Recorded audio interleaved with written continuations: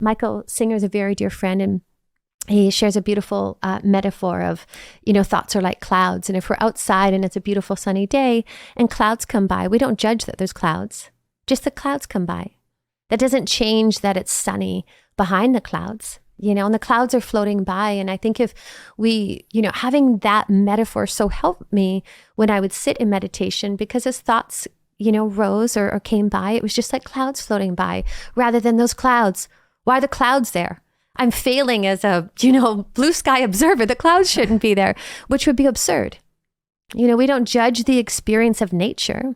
We don't judge what, is happening, like whether it's rain or, well, maybe we do at times. And if we do, we suffer. Yep. Does that answer? That's helpful. And I think, the clouds floating by metaphor is helpful because we did actually ask on Tony's social media accounts to send in some questions. So I have a few, and hands down, the majority was, let's see, D Sharp in the house wrote, "My mind always wanders. I find it hard to get back. How do I stop this?" Jessica Lynn, "How do I stop my mind from wandering and focusing on one thing seems so hard." Maribel writes, "What to do when your thoughts wander off." Alyssa, "When it's difficult to find stillness in your thoughts." Actually, Kat, "How do you stay focused like that?" That I can't tell. I mean, there's hundreds in here. That's just a sampling, but by far that's the most common one of just like these thoughts, like But they, to your point, they're just like clouds in the sky. Yes. They are what they are.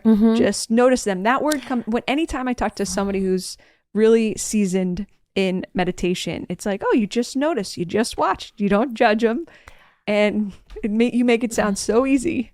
Well, because I think, like, if I'm sitting here and I close my eyes, I'm hearing my own body being breathed. Thoughts are coming and going. Maybe I'm hearing, the fan here in the room, or I'm hearing your, papers rustling. Whatever is happening, that's the experience that life is offering.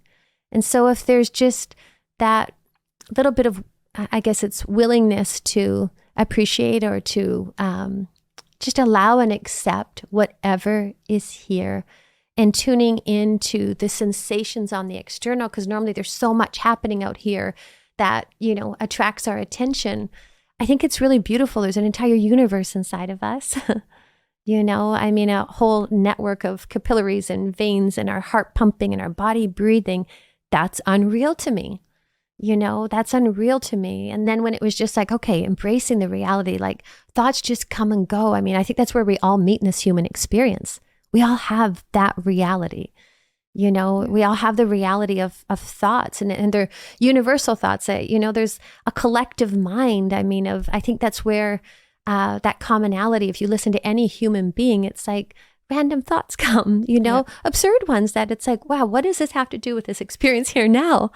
But it's there, and so it is.